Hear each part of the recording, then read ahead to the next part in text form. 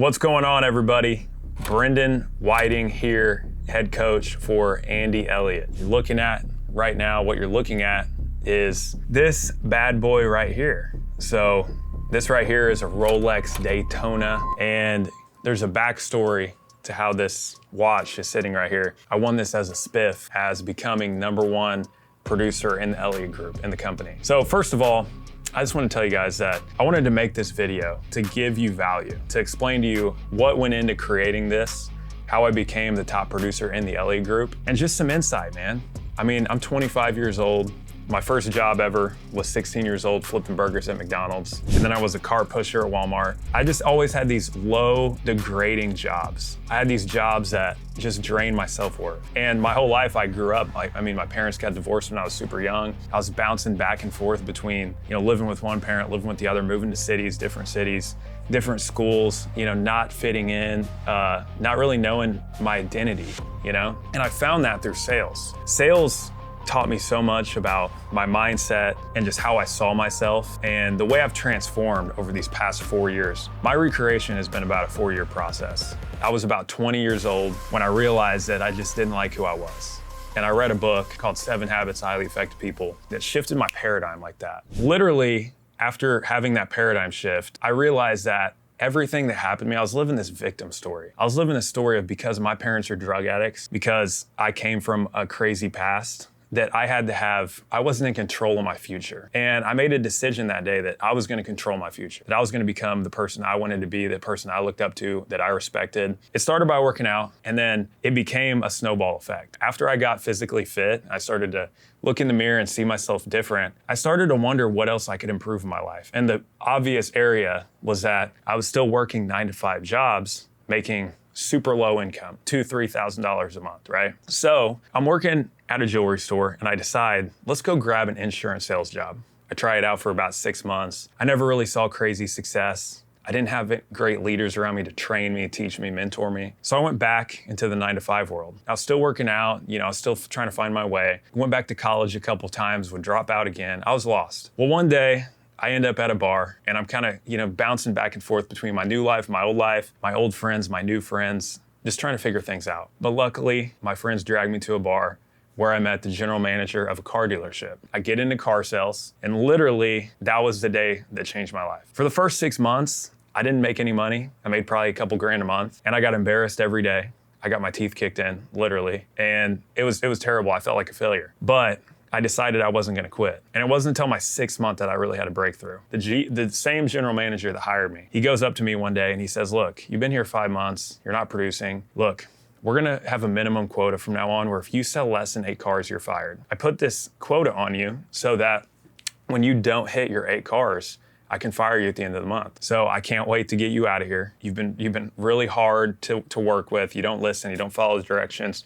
You're a loser. And Patrick Bet-David, one of Andy's mentors, he says, you gotta choose your enemies wisely. And I realized at that moment that I didn't have an enemy, that I was just kind of cruising by. I didn't have that stirred up feeling. I didn't have a chip on my shoulder. Look, I left out one small detail about my story growing up. I used to play sports. I'm competitive as they come. When I played basketball, I was always that guy who I never initiated shit talk. If I would be top scorer. I was the top scorer on my basketball team for my freshman year, all the way to my senior year. I was the only one on my team that ever got offers. I went D2 and played before I dropped out. So I'm so competitive. People would shit talk me when I played basketball and just make me go harder. And I realized I don't have a freaking enemy, right? And I decided that day, I said, I'm gonna tear this dude's head off. I'm going to rip his face off. I'm gonna show him that he picked the wrong person. See, that guy, whenever he told me that, he didn't realize I grew up with drug addict parents. He didn't realize that all the things I had to overcome, that my whole life I doubted myself. And my whole life has been overcoming self-doubt, battling with the devil, and living to freaking inspire people. So I decided that month, I said, you know what? I'll hit 8 cars or I'll die. I'll do whatever it takes.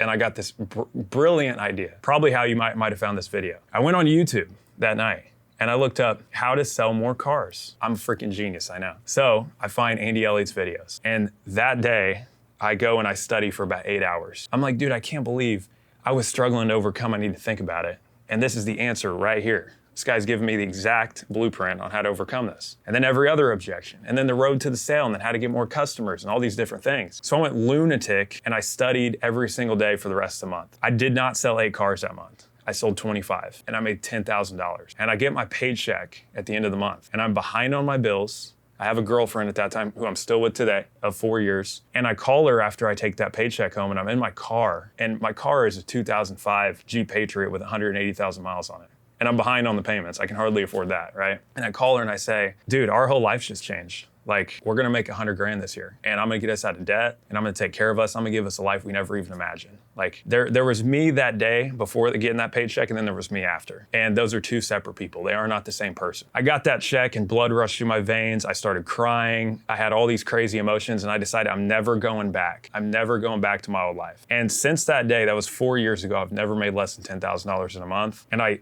didn't continue to make $10,000 a month. I went to 20, I went to 30, 50, $100,000, $150,000 a month. So that's who I am.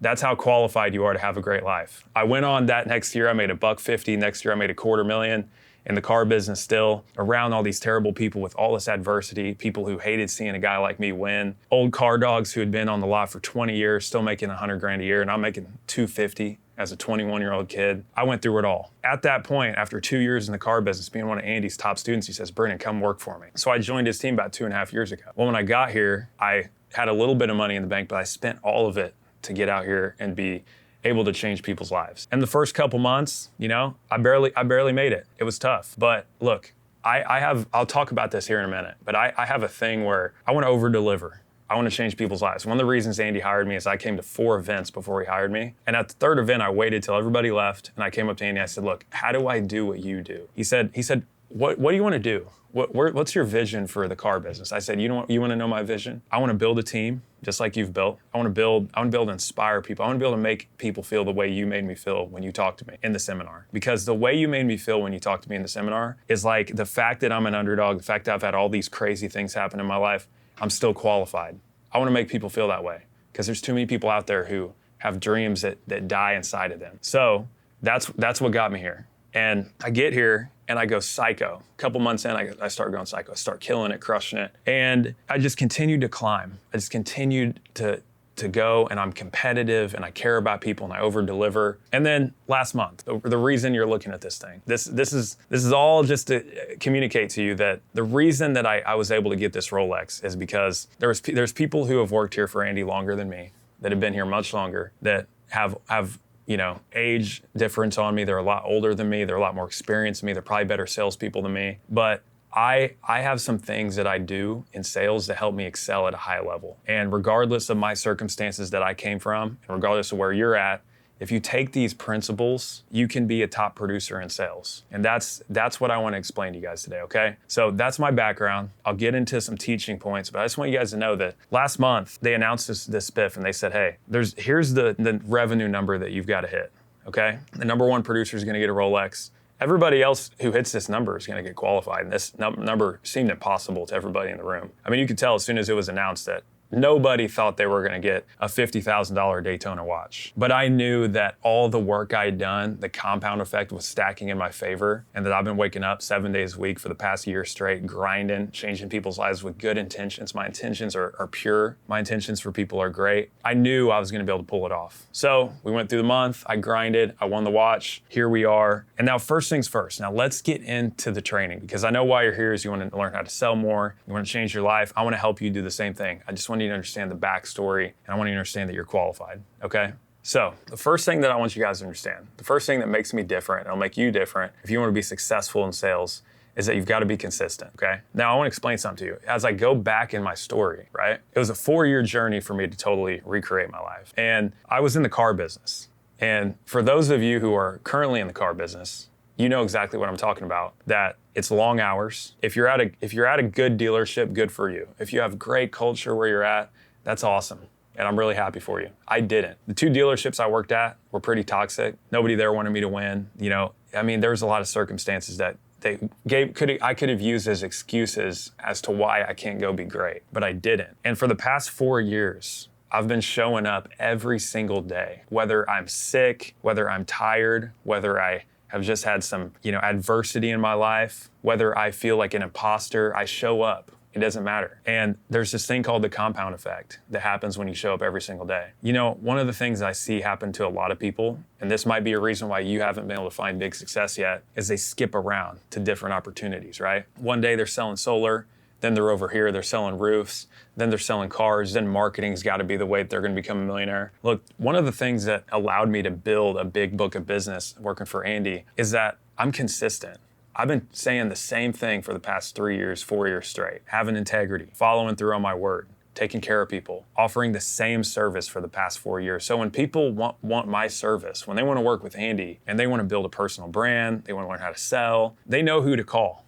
Okay? Because I'm not out here, I'm not a circus show running around 1 week selling this, next week selling this. I'm not a jack of all trades. I'm not a freaking guy who can just close anybody on anything. I'm good at one thing and I'll never change. And you know, it's like people talk about, they say if you only had 10 efforts, you got 10 efforts. If you're gonna put them all over in 10 different places, you're never gonna get anywhere. But if you can put all 10 of your effort into one thing, that's what allows the compound effect to take over. So I would tell you that if you're in sales, continue to show up every single day. I see so many people who they think that they start and they stop. They start going live on Facebook on the car lot. They start posting stories. They start going crazy on social media. And then they stop again. And then they start and then they stop because they don't see results. I like to always think you're 3 feet from gold. You're one phone call away from changing your life. You're 1 day away. You're 1 month away. So I would just tell you that focus on your ability to show up. Don't focus on the results, the paycheck. Focus on your ability to show up every single day. And that would be a stepping stone to becoming a top 1% producer, okay?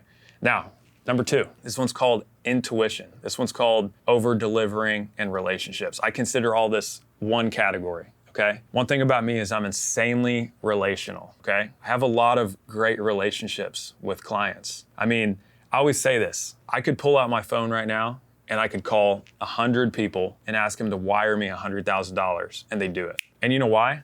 Because I have established trust in those people's minds. Those people know that I have good intentions for them. Would I ever do that? Would I ever call my clients and would I ever demand $100,000 if it wasn't a no-brainer offer for the client to sign up and pay us $100,000 for some reason? No. The reason my clients respect me is because I only call them if it's a no-brainer offer. I don't wake up in the morning and go, what can I sell today? I go, how can I provide my network value? Because value is how deals are done, okay? And when I go into business with somebody, like before I ever move on to the next client, if I'm working with somebody, let's say I'm selling a car, solar, whatever it is, there's 2 different types of customer satisfaction, okay? I want you to understand something. Customer service and customer experience are 2 separate things, okay? Customer service means, hey, you pay me $50,000 and I'm gonna do XYZ service. And then you pay me and then you get that service. That's customer service. Customer experience is how you felt as I gave it to you, you see? And I'm always focused on customer experience. Of course, I'm gonna deliver on what I promised and I'm gonna give great customer service. But what I'm focused on is customer experience. How do they feel throughout the process of buying? And then once they buy